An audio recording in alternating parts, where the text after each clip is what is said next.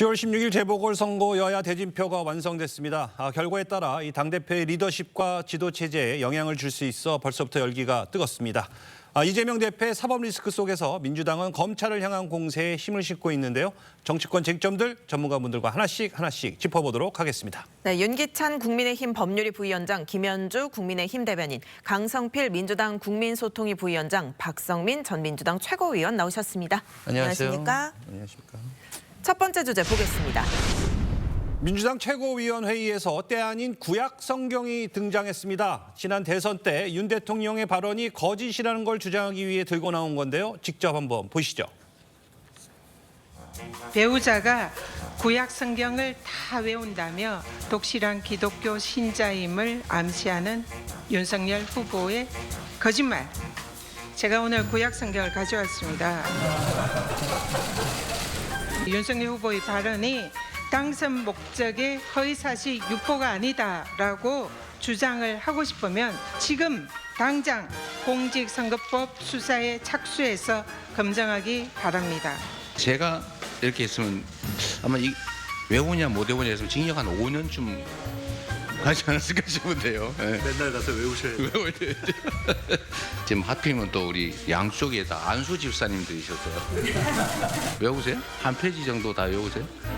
못 외우죠? 예, 45년째 크리스찬인데요. 김건희 여사께서 구약 39권을 다 외웠다 그러면 정말 예, 존경합니다. 저 존경해야지. 사실 네. 죄가 많은 곳에 은혜가 더욱 넘친다라고. 아니 그렇죠.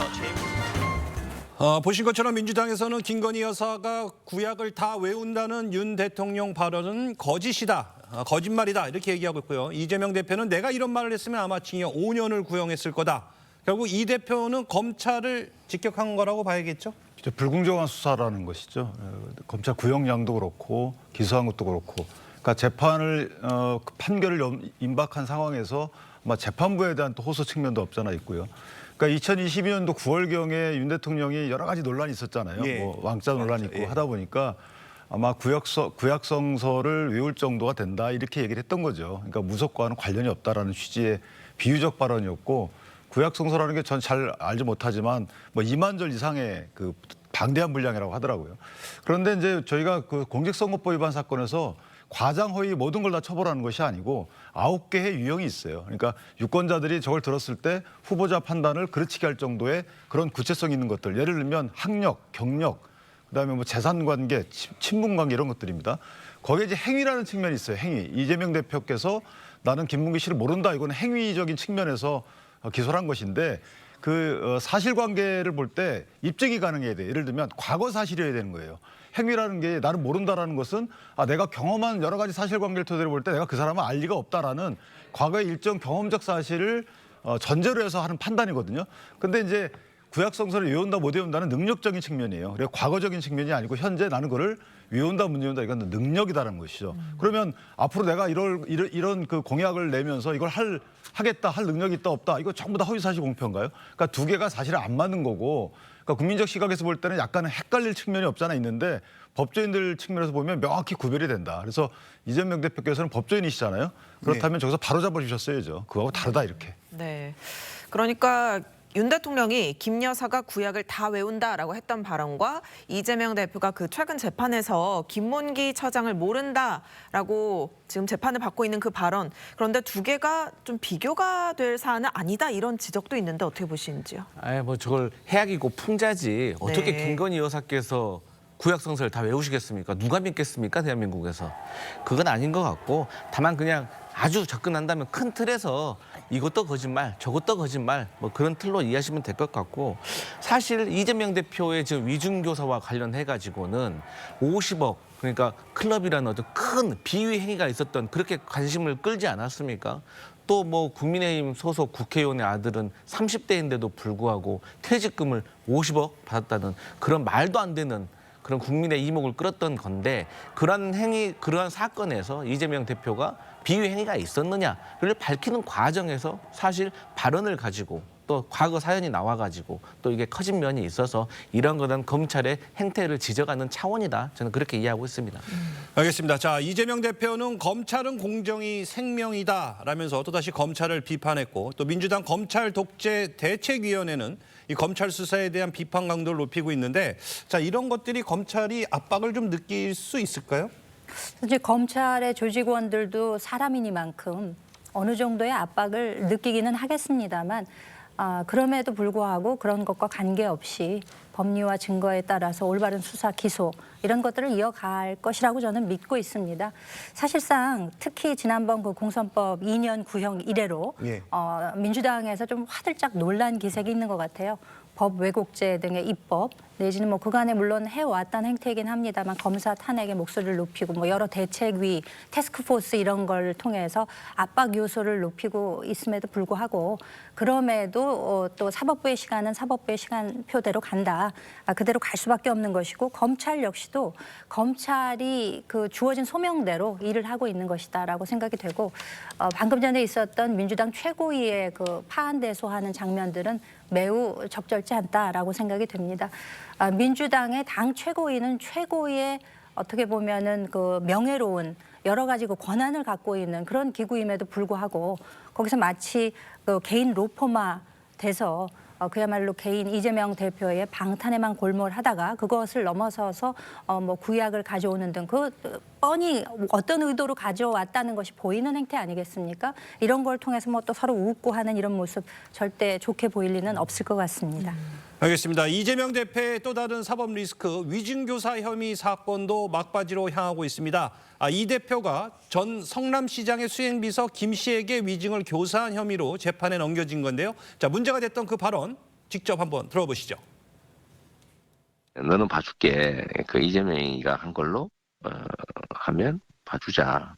이런 방향으로 좀 정리를 그때 했던 걸로 내가 기억하고 주로 내가 타겟이었던 거. 그냥 있는 대로 막 세월은 다 지났잖아요. 뭐 아니 뭐 너무 오래돼서 뭐 기억도 뭐 사실 뭐 크게 기억도 잘 안 납니다. 사실은 안 나는데.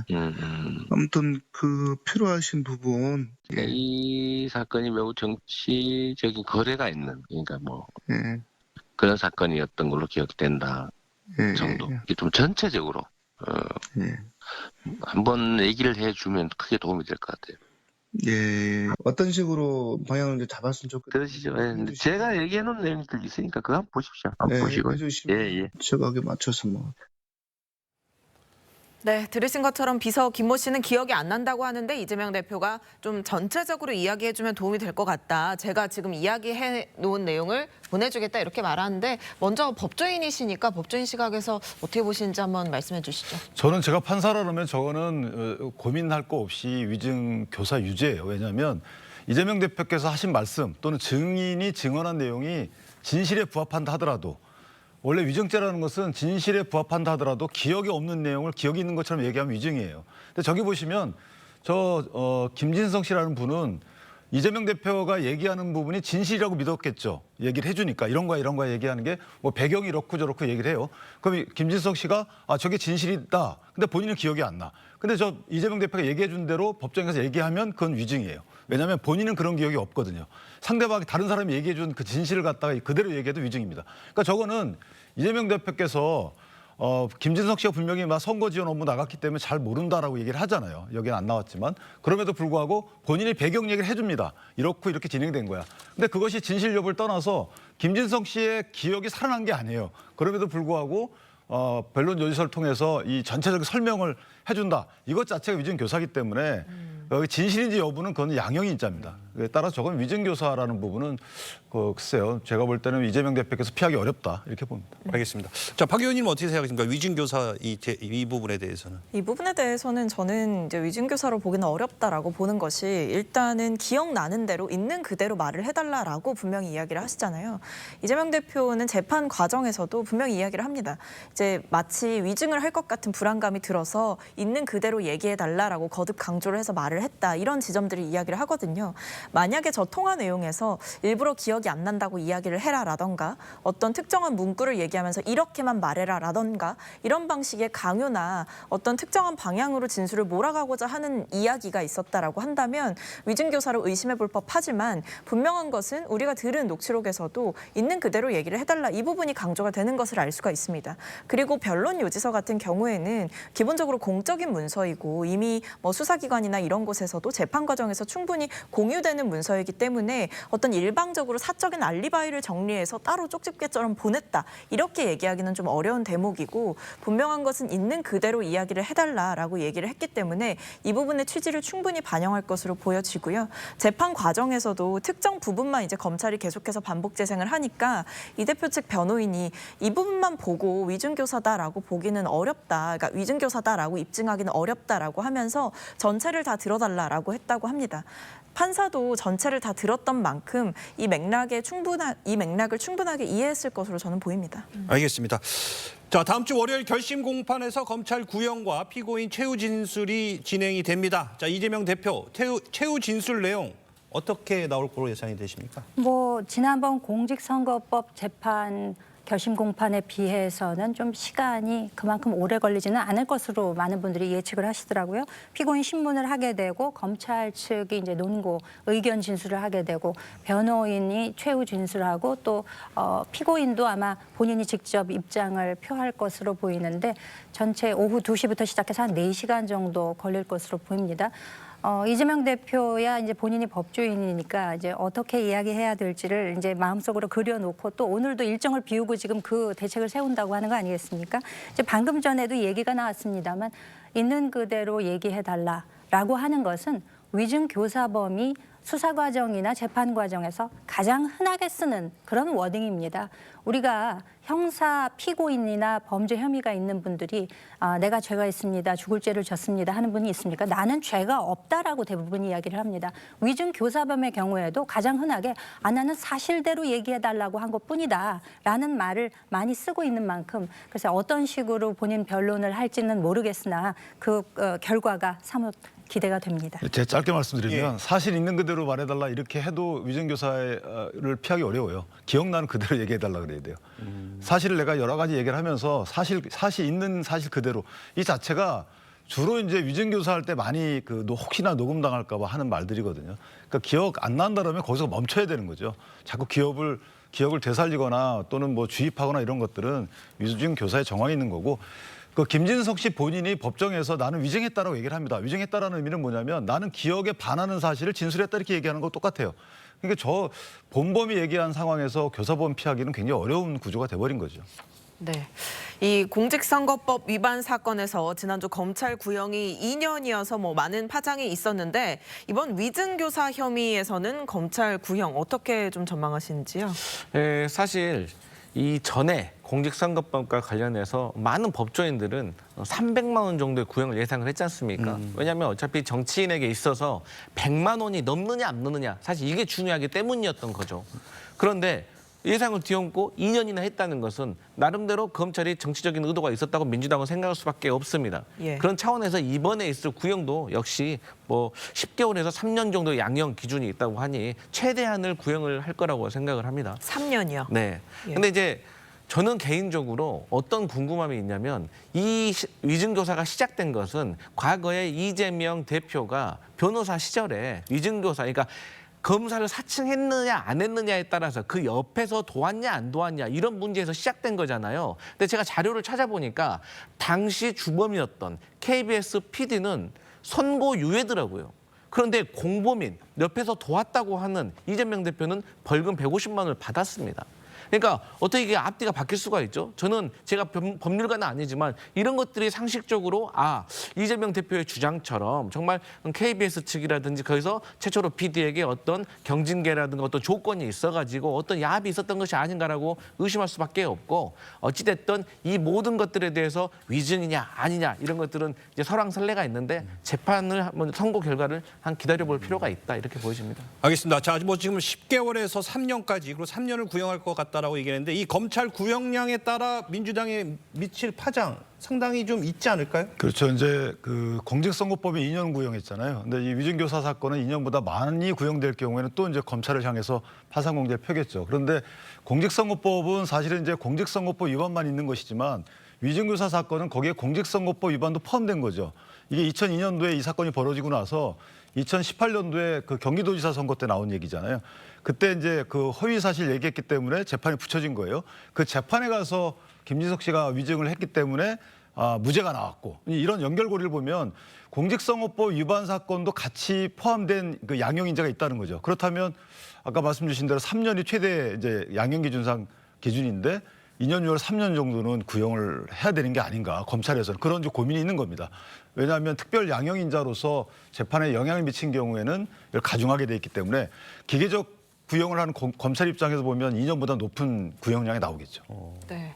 검찰 구형보다 뭐 결국 더 관심인 건 1심 선고일 텐데 지금 선거법 1심 선고 기일이 11월 15일로 잡혀 있습니다.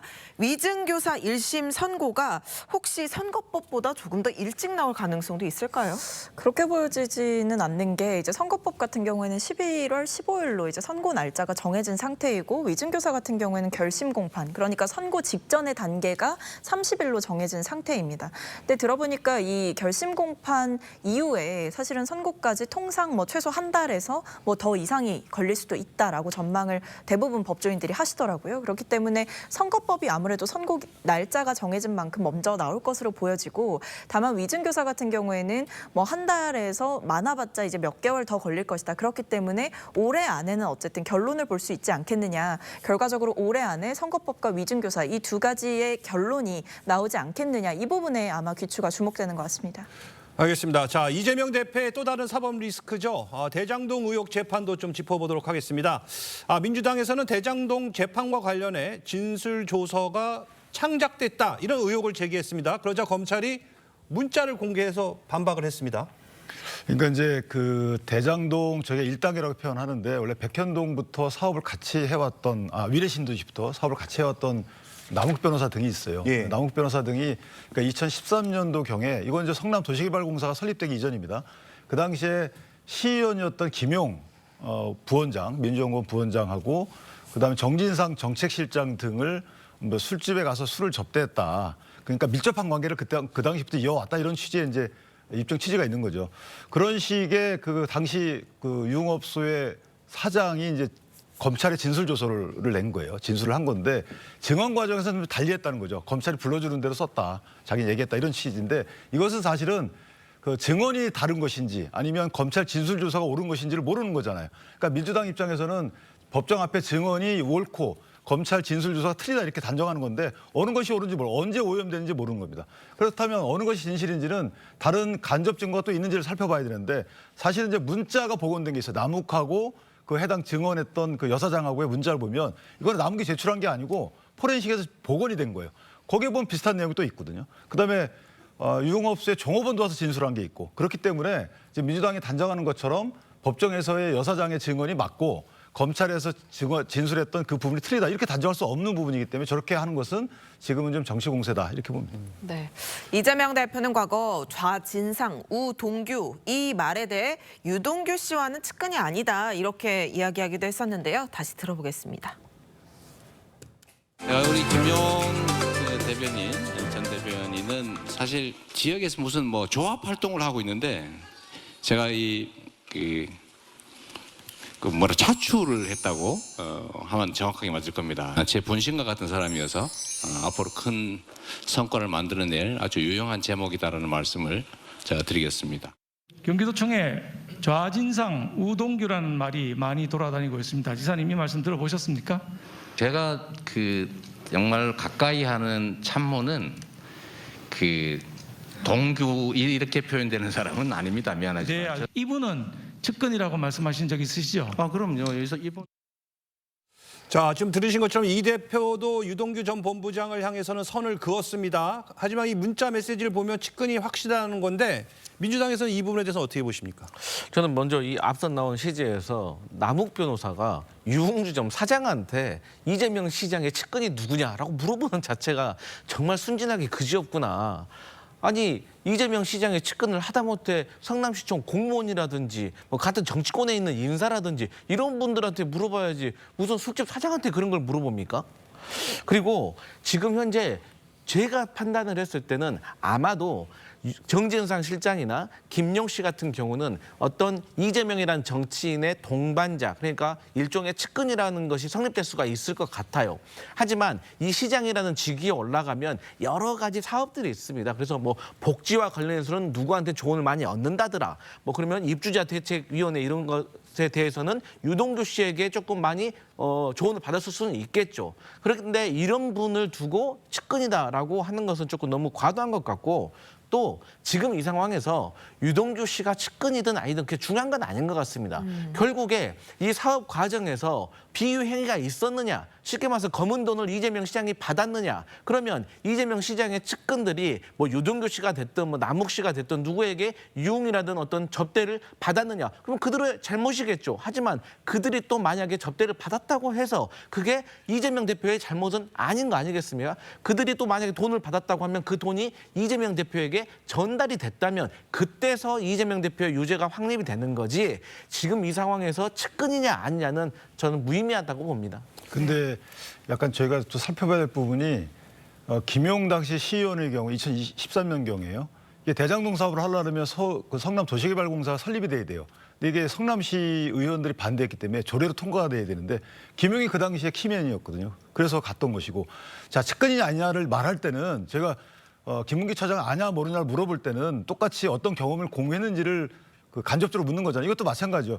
대화 내용이 어땠는지를 보면 측근인지 아닌지를 알 수 있는 거잖아요. 그러니까 판단을 물은 거죠. 어떤 내용들을 오갔길래. 그러니까 유동규 씨 말에 따르면 뭐 수십 차례 같이 갔다는 거잖아요. 그렇기 때문에 남욱이가 계산해주고 유동규가 가서 술 접대하고 이런 구조였다는 거예요.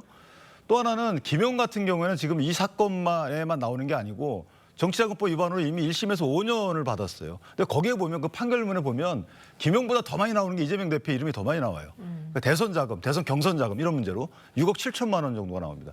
그러니까 이게 과연 이재명 대표 입장에서 법적 책임 여부를 떠나서 어쨌든 본인 측근인 김용을 통해서 본인이 어떤 형태로든 이익을 본 거잖아요. 그런 취지의 이제 말이 깔려 있는 거죠. 네. 이 검찰이 확보해서 이번에 공개한 이 문자가 더 쟁점이 되는 거는 결국 재판부 판단에 좀 어떻게 영향을 미치느냐 이 부분일 것 같은데요. 그렇습니다. 어떤 것인지요? 네. 그러니까 이제 뭐 지금 그 측근이냐 아니냐의 여부, 그리고 이제 그 문자를 통해서 이 사람들이 실세 맞냐라고 물은 것에 대해서 지금 의문을 제기를 하셨는데, 이게 일종의 그 위례 신도시 사업 또는 대장동 사업 이후에 이제 백현동 사업까지 이어지는 그 밑작업을 하는 과정에서 벌어진 일들입니다. 2013년에 위례 신도시 개발 비리 관련 공소장에 이게 이미 적시가 되어 있고, 아까 말씀하셨다시피 이 내용을 유동규 씨나 남욱 씨의 그 전화 포렌식을 통해서 문자를 복원한 상태에서 거기서 증거가 나온 것이거든요. 그렇기 때문에 이에 대해서는 재판부가 확실한 증거로 아마 채택을 할 것으로 보이고, 당시에 우리가 이 이재명 대표 관련된 사안이 너무 많다 보니까 잊혀져서 그렇지, 당시에 유동규 씨가 이야기하기를 술을 100번, 1000번도 더 같이 먹었다고 그랬어요. 그 당시마다 남욱 씨가 예를 들면 돈을 지불하는 형식이었다고 하면 이 사람은 그 유흥주점에 누가 와서 어느 정도를 먹고 가서 본인이 이 결제를 하는 것에 대한 사실관계 확인을 해야 되지 않겠습니까? 그랬을 때 분명히 성남 실세들, 성남시 그러니까 공무원들이나 성남시의회 의원이 왔다 갔다 하는 점을 분명히 인지하고 그에 대한 답을 한 것이 문자로 나와 있기 때문에 이것은 빼박 증거다 이렇게 생각이 됩니다. 알겠습니다. 다음 주제로 가보도록 하겠습니다. 자, 이번에는 선거 관련 소식도 짚어보도록 하겠습니다. 10월 재보궐선거를 앞두고 여야는 텃밭 사수를 위해 총력을 다하는 모습인데요. 영상으로 먼저 한번 보고 오시죠.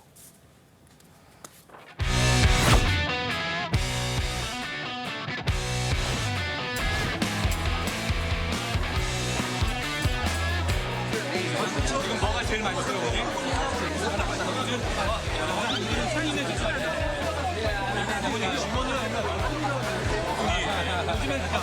요즘에 분이에요, 분이.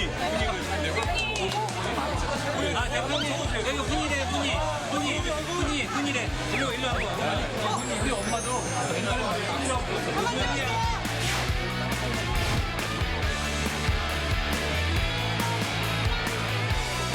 이재명 의원님, 우리 경남 국민을 부자 되는 나라로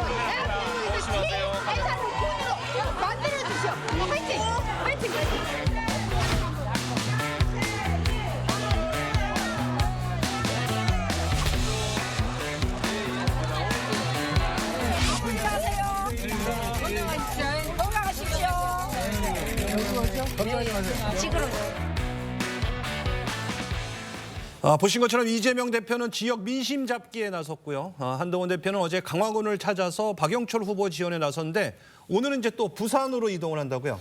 그러니까 국민의힘 입장에서 보면 사실은 이제 4곳의 기초자치단체장의 재보궐선거 이 중에 2곳은 뺏기면 어떤 민심의 동요를 얻는, 그러니까 상당히 선거의 규모는 작지만 그 의미는 큰 선거이기 때문에 특히 강화군수 같은 경우에 저희가 사실 뺏겨본 적이 없는 적이 있거든요. 그러니까 무소속으로 됐어도 그 무소속이라는 것은 당내 문제 때문에 당내 인사가 무소속으로 출마한 경우이기 때문에 사실은 빼앗기면 상당히 치명적인 부분이고 금정구청도 마찬가지입니다. 그렇기 때문에 아마 한동훈 대표 입장에서는 본인이 직접 다 진두지휘를 해야만 하는 선거이고 민주당의 경우에는 사실 좀 다른 부분이 있죠. 그러니까 이게 민주당의 구심력이 작용하느냐 아니면 원심력이 작용하느냐의 문제이기 때문에 양 정당의 큰 정치적 파장을 몰고 올 아마 선거다 이렇게 저는 평가합니다. 네, 말씀하신 것처럼 부산과 강화 여당 텃밭으로 분류되는 곳인데요. 이 한동훈 대표가 뭐 비대위원장으로 총선을 이끌기는 했지만 대표 취임 이후 이렇게 선거에 본격적으로 지원하는 거 이번이 처음인데 그동안 좀 조용한 행보를 보였다가 이렇게 본격적으로 나선 계기 뭐라고 보십니까? 그러니까 일단 집안에 불이 났으니까 급한 불부터 먼저 껐어야 됐던 것 같습니다. 그동안 사실 언론에서도 그렇고 정치권에서도 화두가 됐던 건 여당 내부의 갈등이었어요. 그리고 여당 내부의 갈등을 넘어서 대통령과 한 대표 간의 갈등이 굉장히 강하게 부각이 됐었는데 사실은 이제 뭐 후보 등록이라든지 선거전이 본격화됐기 때문에 더 이상의 지원을 미룰 수는 없겠다라는 생각을 했을 거고요. 아마 최소한의 마지노선은 지켜야 된다. 이런 지금 위기의식이 있을 것 같습니다. 왜냐하면 지금 일각에서 나오는 얘기가 이 보궐선거가 어떤 지역이나 이런 부분들은 뭐 다른 총선이나 정기적으로 있던 선거에 비하면 규모가 작은 선거인 것은 맞으나 결국에 이 대표와 한 대표의 운명을 가를 수도 있다. 이런 얘기가 나와요. 예를 들면 민주당 같은 경우에는 호남에서 조국혁신당에게 압도적인 승리를 하느냐 아니냐를 가지고 어떤 위기론이 일 수가 있는 것이고 그게 아니라고 한다면 한동훈 대표 같은 경우에는 뭐 부산이나 인천 이런 굉장히 우세 지역에서 만약에 패배를 한다라고 한다면 한동훈 대표의 리더십에 큰 타격을 입는 그러니까 그 과거 강서구청장 보궐선거 시즌2가 될 수도 있다. 이런 우려감이 있기 때문에 적극적으로 나서는 것으로 보입니다. 자, 지금 뭐 얘기하신 것처럼 이번 보궐선거에 굉장히 큰 의미가 많이 있는 것 같은데 자, 한동훈 대표는 또 이 복당은 없다 이렇게 강조를 했는데 바로 이 국민의힘을 탈당해서 무소속 출마를 한 이 안상수 후보를 겨냥한 것 같은 생각이 드는데 자, 근데 여권에서는 안상수 후보가 지역 기반이 좀 탄탄하잖아요. 그러다 보니까 이게 결국에는 보수표가 좀 분산되는 거 아니냐 이렇게 걱정하시는 분들인데 어떻게 보십니까? 그러니까 뭐 지역 지지가 탄탄하다 뭐 그런 표현도 있겠습니다만 좀 인지도가 있으시죠. 왜냐하면 인천시장을 2번이나 하셨었고 또 국회의원 3선 그리고 이전 직전 그 대선의 경선 후보로도 나왔었기 때문에 인지도가 다른 분들에 비해서 좀 있는 것은 사실입니다. 그럼에도 불구하고 당의 기조와 다르게 탈당해서 무소속으로 출마하는 것에 대해서는 한동훈 대표가 지난 그 총선에서도 상당히 강경한 입장, 원칙론적 입장을 고수해왔기 때문에 특히 이번에는 더더욱이 그렇습니다. 그렇기 때문에 본인 마음대로 탈당을 해가지고 무소속으로 출마하는 것에 대해서 추후에 복당은 없다. 당선돼서 돌아오더라도 돌아올 생각은 하지 마라. 아주 지금 강경하게 입장을 밝히고 있는데 인지도가 어느 정도 영향을 미치게 될지. 다만 그 현지에서 그 여당 지지세가 강한 곳이고 또 그 국민 여러분들께서도 이 내용들에 대해서 자세히 알고 계신 차원이 있기 때문에 어느 정도는 기대를 하고 있는 것이 사실입니다. 네, 이번 재보궐선거 결과가 한동훈 대표 리더십에 미칠 영향 어떻게 전망하시는지요? 네, 한동훈 대표는 이번 재보궐선거에서 만약에 텃밭으로 분류되는 지역에서 패배한다. 네. 아마 대표 사퇴를 해야 될 수도 있을 겁니다. 왜냐하면 방금도 지금 말씀이 나왔지만 안상수 그 후보와 관련해가지고 복당은 없다. 이거는 그 당대표로서 좀 메시지가 좀 잘못된 것 같습니다. 그러니까 복당은 없다라는 것은 혹여라도 안상수 후보의 당선 가능성을 생각하고 있다는 거예요. 인정하고 있다는 거예요. 이럴 때는 복당 없다 그런 공허한 말을 할 게 아니라 본인 후보들의 경쟁력에 대해서 객관적으로 설명을 해주는 게 중요하지 복당은 없다고 한다면 자기 후보는 어떻게 되는 겁니까? 질 수도 있다는 얘기잖아요. 그런 상황이고 저희 민주당이 혹여라도 호남에서 조국 혁신당에게 패배하는 것과 한동훈 대표의 국민의힘이 안상수 후보에게 패배하거나 혹여 부산에서 민주당과 조국혁신당의 단일화된 후보에게 패배한다는 것은 아무래도 어쨌든 물론 정권의 인기가 조금 낮아서인 영향이 있겠지만 그럼에도 불구하고 선거를 지휘하는 한동훈 대표 2번 연이어 패배한다면 그 여파를 견뎌낼 수 없을 것이다. 그렇게 보여집니다. 어떻게 보십니까, 이분? 그러니까 복당은 없다라는 것은 이제 당락에 상관없이 그 안상수 후보가 당선되든 떨어지든 복당을 허용하지 않겠다라는 취지고요. 그러니까 안상수 후보 같은 경우에는 지금 어쨌든 배준영 의원과의 어떤 뭐 갈등 관계가 있는지 몰라도 글쎄요, 지지세가 옛날만큼 같지 않다는 또 중론도 있기 때문에 다만 이런 건 있어요. 한동훈 대표 입장에서 고민스러웠을 거예요. 왜냐하면 지금 현 정세나 여러 가지 이슈들이 지방선거는 보통 국회의원 선거와 달리 전국적 이슈에 영향을 덜 받는 선거거든요. 그렇다 보니까 전국 중앙에서 지원하는 것이 과연 선거 결과에 긍정적일지 부정적일지에 대한 정부적 판단을 했겠죠.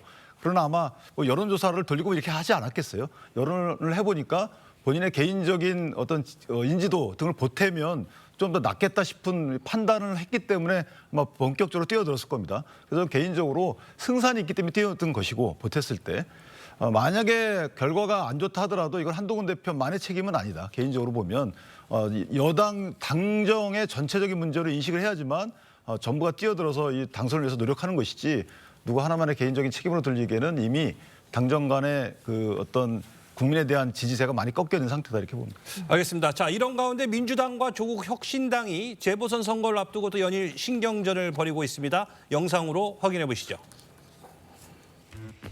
그러니까 입주합니다. 입주를 했고요. 앞으로 여기서 이제 살면서 서울과 곡성에서 왔다 갔다 할 생각입니다. 저 개인은 물론이고 조국혁신당 12명의 의원들이 자기들의 선거라는 마음으로 여기 와서 될 것입니다. 저는 어제부터 영광에서 한 달 살기를 시작을 했습니다. 양보하지 그러냐 이런 말씀을 하시는 분들도 좀 계십니다. 양보해서 지려고 하는 선거가 세상에 어디 있겠습니까? 한 달 살이를 하긴 하되 저는 국회 본회의 출석은 반드시 하도록 하겠습니다. 자, 뭐 들으신 것처럼 조국 대표에 이어 한준호 의원도 한 달 살이를 시작했다고 하는데 자, 지금 치열하게 붙은 곳이 바로 호남 지역이라는 겁니다. 자, 이번 재보궐 선거 이 두 당에는 어떤 의미가 있다고 봐야 될까요? 뭐 한 문장으로 표현하자면 굳히기냐 뒤집기냐 이 싸움일 것 같습니다. 그러니까 민주당 같은 경우에는 사실 호남은 민주당의 코어 지지층, 핵심 지지층이 내포하고 있는 곳이고 그리고 호남을 놓치면 우리는 진다 이런 위기의식이 있는 곳이거든요. 근데 만약에 이재명 대표 지도부 2기 체제가 들어섰는데 호남에서 조국혁신당에게 일부라도 지분을 내어주게 된다라고 한다면 이재명 대표 체제에 대한 의구심과 이재명 대표 리더십에 대한 타격이 있을 수 있다. 이런 경고음이 있는 겁니다. 그렇기 때문에 그것을 원천 차단하기 위해서 최고위원 중에 한 분인 이 한준호 최고위원이 직접 한 달 살이를 하면서 열심히 뛰어보겠다 이런 각오를 포함하고 있는 것이고 근데 조국혁신당 같은 경우에는 만약에 이기지는 못하더라도 졌지만 잘 싸웠다라는 평가라도 받게 되면 이른바 조국혁신당이 사실은 지금 국회 내에서 교섭단체도 아니거든요. 예. 국회 내에 좀 소수당으로서의 존재감을 어떻게 보면 한 단계 더 올릴 수 있는 하나의 기회. 그러니까 지금까지의 존재감을 완전히 뒤집기를 할 수 있는 더 한 단계를 도약할 수 있는 이런 기회로 보고 있는 것 같습니다. 네. 조국혁신당 정상진 홍보위원장이요. 그제 SNS에 올린 글에서 영광 호텔 한 달 살이 대 영광 아파트 한 달 살이라면서 민주당 한준호 의원을 저격했는데 한 의원이 또 호텔 가격을 공개하면서 맞받았더라고요. 두 당이 범야권인데 신경전이 대단한 것 같습니다. 아니 뭐 전형적인 2등, 3등 전략인 저죠. 저희 1등 후보들은 저런 전략 안 씁니다. 그냥 후보의 경쟁력, 정당의 경쟁력에 대해서 얘기를 하는 것이죠. 그리고 이제 조국 대표께서 한준호 의원이 늦게 왔다. 뭐 이런 식으로 얘기하시는데 네. 그런 식으로 따진다면 본인도 2년 전에 오셔가지고 전세 얻어 사셨어야죠. 월세 얻어가지고 살면서 뭐 호텔 사나 월세방 사나 무슨 차이 있습니까?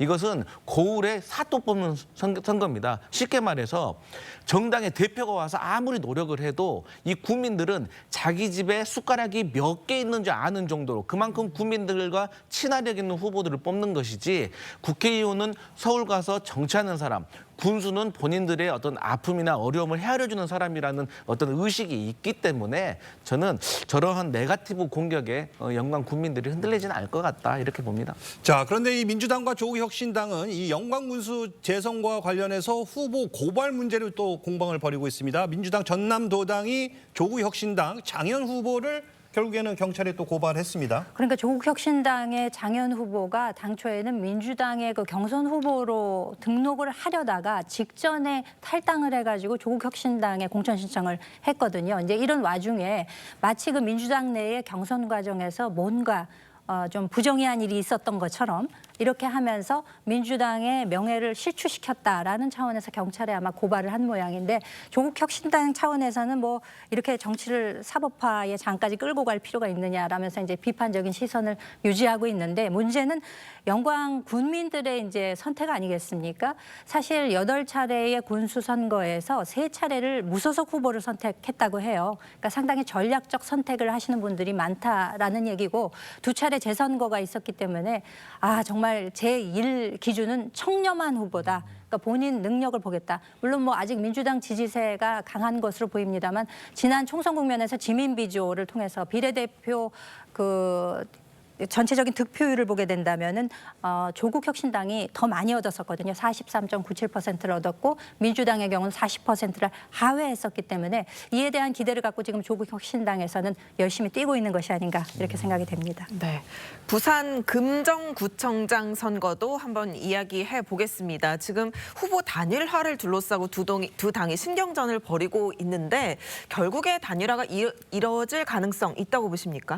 뭐 조금 잡음은 있다라고 하더라도 결국에는 단일화가 성사되지 않을까라고 하는 게 제 전망인데요. 왜냐하면 일단 부산 같은 경우 원래 애초에 이제 PK 지역 같은 경우에 이제 민주당이 완전하게 우세한 지역이다 이렇게 보기는 어렵지 않습니까? 사실은 뭐 아슬아슬하다 이런 평가도 있기 때문에 어떤 하나의 적을 물리치기 위해서는 이제 둘이 손을 잡아야 된다 이런 얘기가 있듯이 이번에도 여러 가지 진통도 있고 사과도 요구하고 이런 잡음은 있긴 합니다만 결과적으로는 이 국민의힘 후보에 대항하기 위해서 조국혁신당과 민주당이 손을 잡게 되지 않을까라고 저는 전망합니다. 알겠습니다. 자, 다음 주제로 가보도록 하겠습니다. 자, 전국을 가를 재보궐선거 또 이재명 대표의 10월 위기설 속에서 민주당에서는 김건희 여사 총공세에 힘을 싣고 있습니다. 여야 입장 함께 들어보시죠. 김건희 방탄, 용산 거수기 역할을 하는 국민의힘도 정신 차리십시오. 국민의 분노가 보이질 않습니까? 계속해서 용산 눈치만 보다가는 정권과 함께 몰락하게 될 거라는 사실을 하루빨리 깨닫기를 바랍니다. 검찰 수사도 안 끝났고 발표도 안 됐는데 무슨 사과를 먼저 합니까? 너무 앞선 얘기라고 생각을 합니다. 결론이 안 나 있는 상태에서 그것을 미리 예측해서 얘기하는 것은 저는 적절하지 않다고 생각을 합니다. 검찰은 김 여사와 선문을 건넨 최재형 목사 모두를 불기소할 것으로 예상이 됩니다. 자, 이런 상황에서도 민주당은 당내 진상규명 태스크포스 또는 이 조사단을 꾸릴 예정이라고 하는데 그 이유가 뭔가요? 일단 검찰의 형평성이 너무 불합리하다는 거죠. 예를 들어서 이재명 대표의 배우자 김혜경 씨 같은 경우는 10만 4천 원, 본인 밥값 빼면 10만 원도 안 되는데 수사하고 기소해서 재판받고 있지 않습니까? 그런데 김건희 여사와 같은 경우는 수사심의위원회에서 기소를 하라고 공고를 했는데도 물론 최재형 목사와 관련된 거지만 결국에는 하나의 사건 아니겠습니까? 그런데 검찰이 지금까지 수사심의위원회에서 기소하지 말라고 공고했을 때 기소를 한 적은 있지만 기소하라고 했는데 기소하지 않은 적은 단 한 번도 없었을 것입니다. 그러니까 이게 그러면 왜 이런 일이 일어나냐? 아무래도 김건희 여사와 윤석열 대통령의 어떤 눈치를 검찰에서 보는 것이 아닌가. 또 최재형 목사가 최초에는 청탁이 없었다라고 했지만 나중에는 청탁이 있었다라고 말을 했잖아요. 보통의 경우 같으면 검찰이 그래 맞아. 당신은 청탁을 하려고 했었던 거야 라면서 기소를 할 텐데 이번과 같은 경우는 끝까지 아니야. 당신은 청탁을 하려고 한 게 아니라 만나기 위한 목적이었어라고 계속해서 감싸주려고 하는데 청탁금지법 제8조 5조만 하더라도요. 배우자나 공직자는 이런 금품을 받으면 안 된다고 명확하게 나와 있습니다. 그것을 국민들께 느끼셔야 됩니다. 그렇게 말씀드리겠습니다. 네.